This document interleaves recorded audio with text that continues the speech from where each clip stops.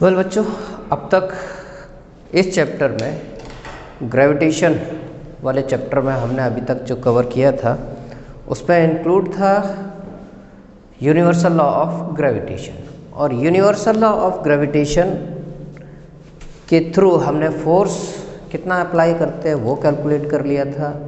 Capital G, what is capital G, वो calculate किया था। स्मॉल जी की वैल्यू 9.8 मीटर पर second square, this was calculated even. And now coming over to what are the uses of gravitational constant. Gravitational constant, in fact gravitational force के universal law of gravitation जो हमने बताया था उसके use क्या है, what are the use of gravitational law, or we can say the application of universal law of gravitation, it is the same thing. So first thing is gravitational force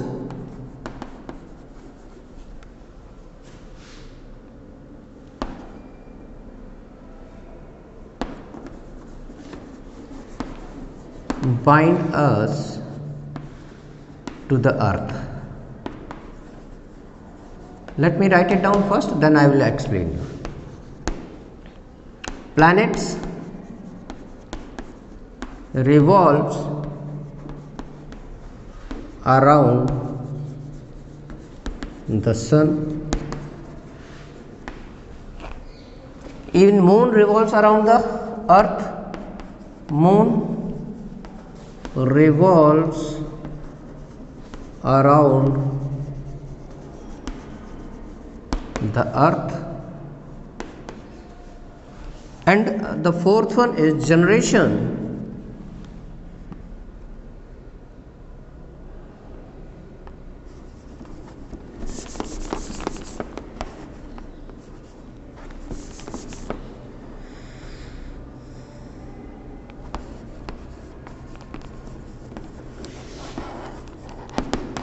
of tide waves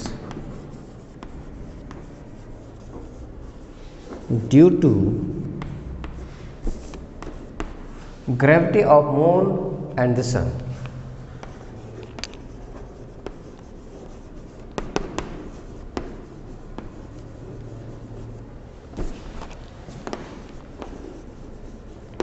देखो, अगर gravitational force ना हो, earth एक particular gravitational force के through अपने हमें attract न करे, तो no one will be able to stay on the ground. Earth में वो कैपेसिटी है ग्रेविटेशनल फोर्स जो सारे ऑब्जेक्ट्स को बाइंड करके रखने की कैपेसिटी रखती है, ठीक है। Because of gravitation each and every object is attached to the earth, otherwise it has been removed because of his revolution. जो अर्थ घूम रही है, रोटेट कर रही है एंड रिवॉल्व कर रही है, बिकॉज ऑफ दैट जो फोर्स जनरेट हो रहा है, जो एनर्जी जनरेट हो रही है, उसकी वजह से हम अर्थ के साथ अटैच्ड हैं। अदरवाइज कोई भी object would fly away if gravitational force would not be there. Next, all the planets revolves around the sun. Sun के चारों तरफ बहुत सारे प्लैनेट्स, सोलर सिस्टम के जो प्लैनेट्स हैं सारे रिवॉल्व कर रहे हैं around the sun. Even that is a because moon revolves around the earth. Done, समझाने की कोई बात ही नहीं है। समझाने की बात है तो generation of tide waves, tide waves समुद्र में ऊंची ऊंची लहरें जो उठती हैं, कभी कभी सुनामी भी आती है, कभी कभी नहीं आती थी, आई थी कभी। तो जो हाई टाइड्स बनते हैं समुद्र में, दिन में 2 बार बनते हैं, it is because of centripetal force और the gravitational force produced by the sun and the moon. Done. तो ये थे हमारे एप्लीकेशन या use of universal law of gravitation. Now we will discuss about the free fall. Free fall क्या है? Whenever object falls towards the earth under this force alone. What is free fall? कोई object अगर fall कर रहा है towards the अर्थ तो उसके ऊपर कई सारे फोर्स काम करते हैं। एक ग्रेविटेशनल फोर्स इटसेल्फ जो पुल कर रहा है अपनी तरफ ऑब्जेक्ट को, दूसरा बहुत सारे फोर्स ऑफ फ्रिक्शन, एयर का फोर्स ऑफ फ्रिक्शन है, डिफरेंट डेंसिटीज की एयर है, वो उसको रेजिस्ट करती है, ठीक है। तो ऐसा ऑब्जेक्ट या ऐसा फॉल जो जिस पर केवल और केवल ग्रेविटेशनल फोर्स ही वर्कआउट करेगा, that is known as free fall. So write it down, what is free fall? In fact, free fall, when an object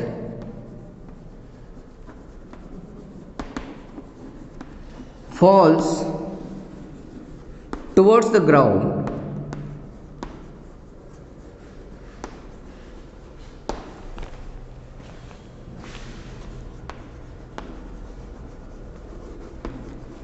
under its gravitational force only and only, केवल और केवल gravitational force के through जब कोई भी object fall करेगा towards the ground, that will be known as free fall. So this is called free fall. Done. अब देखिए हमारी बुक कुछ एग्जाम्पल्स दे रही है, 2 एग्जाम्पल्स दिए हैं, हम उन एग्जाम्पल्स को फॉलो करेंगे so that it will be better for us to understand about the universal law of gravitation and its application, right. Let me read the question and before that let me check it whether the audio and visual is proper और not.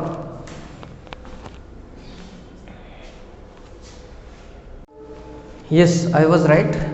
It was little bit blur and hopefully now it is fine. चलिए, come to the example number 10.1. What the example is asking. एक बार फिर से मैं repeat करूं अपने words को कि whenever we are going to solve any of the numerical from the physics portion or especially in the physics portion, then we should write down the given values, and before writing the given values we should read out the question many times very cleanly, right? So what the question is saying, a mass of earth is a 6 into 10 raised power 24 kg and that of the moon is 7.4 into 10 raised power 22 kg। हमें अर्थ और moon दोनों का मास provide किया हुआ है, right. And the distance between the earth and moon is 3.841 10 raised power 5 kilometer। even capital G is given। Hopefully ये question मैं आपको करा चुका हूँ। Let me check it once, I will give a pause over here, let me check it once.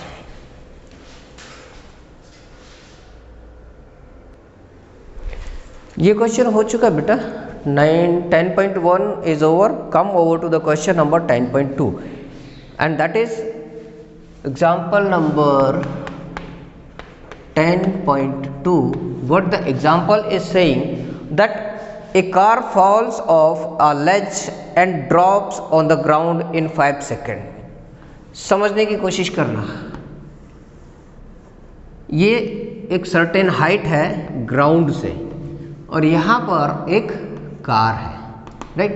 It falls from the ledge, यहाँ से जब गिरेगी what it will take, it is taking 0.5 second to fall on the earth। getting the question, what the question is trying to say, a car falls off a ledge and drops to the ground in 0.5 second। let G is calculated 10 meter per second square, small g, it is given 10 meter per second square। कभी कभी इसको 9.8 भी calculate करते हैं। Then 3 questions पूछ रहा है, what is the speed on striking the ground. क्या पूछ रहा है? जब ग्राउंड पर स्ट्राइक करेगा तो स्पीड क्या होगी, डेफिनेटली v ही होगा वो। जब ग्राउंड पर यहाँ से स्ट्राइक करेगी ग्राउंड पर तो उसकी स्पीड कितनी होनी चाहिए, when car will over here somewhere eight, तो इसका मतलब u is given 0, car is at rest तो 0 मीटर पर second. Next, what is next, he is asking what is the average speed during the time. Average speed पूछ रहा है, u plus v upon 2, this is asking. हमें u मालूम है, v calculate करेंगे तो ये भी निकाल लेंगे। दो चीज़ें हो गई। What is the next, the next is how high the ledge from the ground. यहाँ से अर्थ से और लेज की हाइट कितनी है, हाइट पूछ रहा है। तो थर्ड क्वेश्चन इज h। डन, ये है हमारा क्वेश्चन 10.2 ये क्वेश्चन है। अगर if you students are able to write this much then your half of the question has been solved. अगर आपने गिवन वैल्यूज को प्रॉपर लिख लिया then nothing is there, formula आपको मालूम है, just place the value in your formula and in the physics we have simple calculations. Mathematics की तरह बहुत कॉम्प्लिकेटेड कैलकुलेशंस नहीं होती हैं, राइट। बिफोर मैं इसको आगे प्रोसीड करूं, आपको एक चीज़ क्लियर कर दूं कि इक्वेशन ऑफ मोशन हमने पढ़े थे चैप्टर नंबर 8 में। What were those, v equal to u plus at, s equal to ut plus half at square and v square minus u square equal to 2as। ये चीज तीन हमने पढ़ी थी। नाउ व्हेनेवर, ये कब है, लीनियर इक्वेशंस है। हॉरिजॉन्टल प्लेन में अगर कोई चीज मूव कर रही है, इस प्लेन में अगर मूव कर रही है then, but if the object is moving vertically upward और vertically downward, that means towards the gravitation or against the gravitation, if the object is moving then s is replaced by h, a is replaced by g, simple। Height को s denote, s जो है distance, यहाँ पर distance की calculation कर रहे हैं, height calculate करेंगे तो s की जगह हम h रख देंगे और लीनियर एक्सीलरेशन जहाँ a था वहाँ पर हम g को प्लेस कर देंगे, दैट्स इट। इतना ही चेंज करना है and rest the equations are same. So मैं इन इक्वेशंस को दोबारा लिख दूँ, v equal to u plus g t, s equal to, अब s नहीं आएगा यहाँ h आएगा, तो h equal to u t plus half g t square and next one is v square minus u square equal to 2gh। ये अब तीन हमारे पास इक्वेशंस हैं, इन तीनों इक्वेशन से हम सारी वैल्यूज कैलकुलेट कर लेंगे। चलिए मैं इसको रिमूव कर देता हूं और नीचे तीन इक्वेशन ऑफ मोशन की इक्वेशन ऑफ मोशन लिखे हुए हैं which will follow the moment against और towards the gravitation.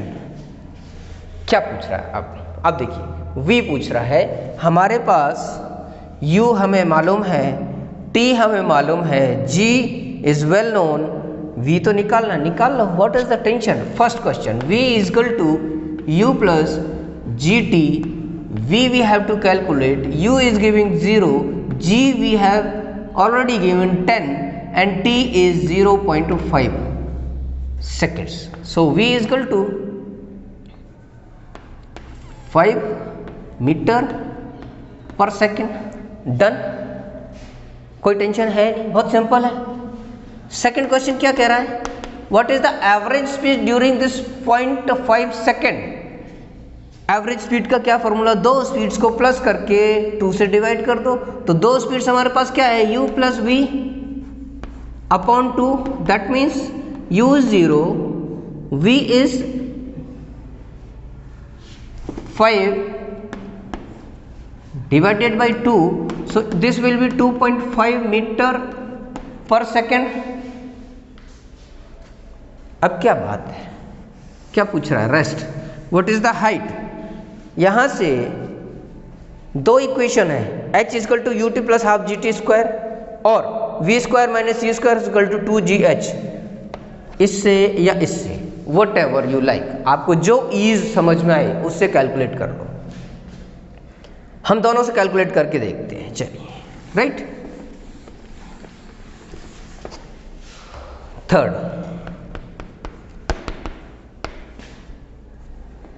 v square minus u square is equal to 2gh.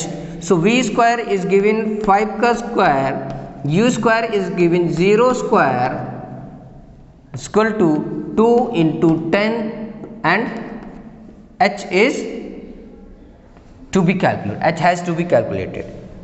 So this is 25 minus 0, तो 25 छोड़ दो, is equal to 10 20, 2 and multiplied by 10. H should be 25 by 20. Let me check it once. Let me check it once if I am not wrong. Let me check it once whether we are going right or not. Yes, we are right. Divide कर दो, 25 divided by 20, it will come 1.25। h किस में major करेंगे? Metres में। Done. कोई खास बात? u हमें दिया था 0, t हमें दिया हुआ है 0.5 second, g is given already 10 metre पर second square, we have to calculate, h हमें पता करना है और एवरेज स्पीड भी पता करनी है। Since object is at rest on the ledge, that's why u is 0। ये है हमारी गिवन इक्वेशन, क्वेश्चंस की गिवन वैल्यूज। ये equation of motion in concern of gravitation. v is equal to u plus g t, u की value 0, g की value 10 and t is equal to 0.5। तो this came 5 metre पर second. Final velocity आ गई, तो initial plus final divided by 2, initial is 0, final is 5 divided by 2, that means 2.5 metre पर second. Third one, v square minus u square is equal to 2gh, calculate कर लो and the result is in front of you. अभी मैंने क्या बोला था, दोनों method से सॉल्व करेंगे, एक इक्वेशन और बाकी है। What is that? And that equation is h is equal to u t plus half g t square. ये आप खुद सॉल्व करेंगे and the answer will be 1.25 metre. h की वैल्यू ये आनी चाहिए। डन, खुद कर लोगे, nothing hard and fast. Come to the next example.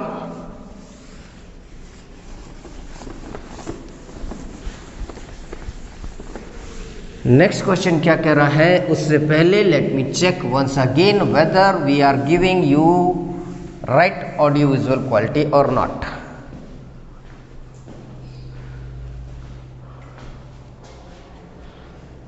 It's better.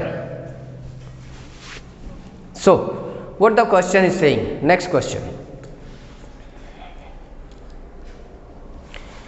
an object is thrown vertically upward and rise to a height of 10 meter।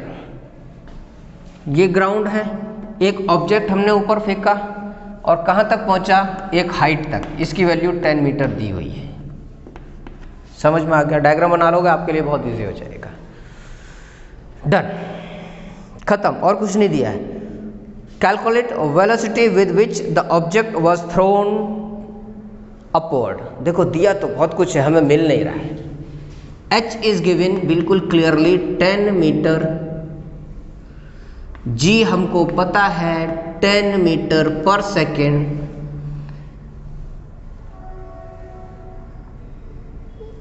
आगे क्या पूछा उन्होंने? The velocity with which the object was thrown upward. 10 metre तक object हमारा क्यों पहुंचा? क्योंकि यहां जाके रुक गया। रुका तभी तो 10 मीटर पहुंचा ना, नहीं रुकता तो और आगे निकल जाता। दैट मीन्स यहां पर जाके ऑब्जेक्ट रुका है। So final velocity is 0, v is 0, u is demanding. Next, what is demanding?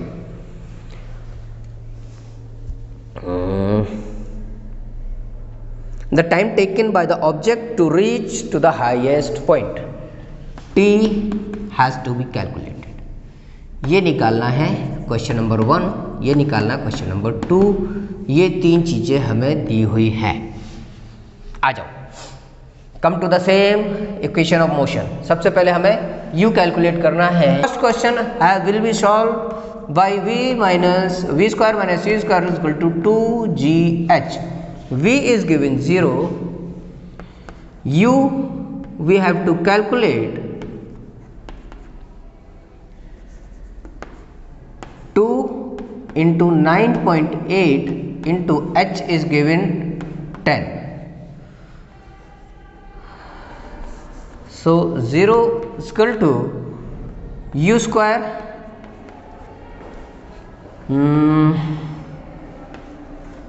19.6 into 10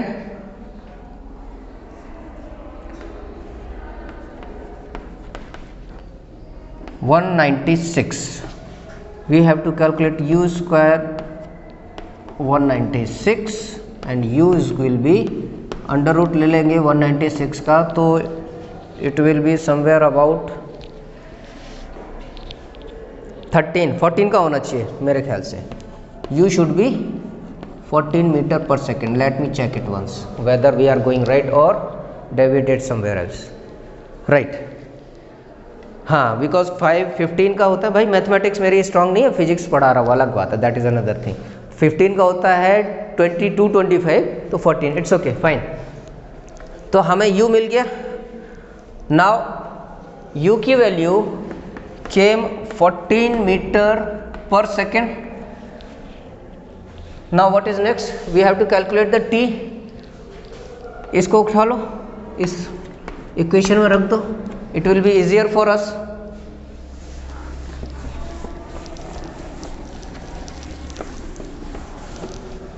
So what is given over here? Second question हम क्या करेंगे इसका? v is equal to u plus gt। v is given 0, u we have calculated 14 plus g 9.8 we have taken it earlier and t we have to calculate.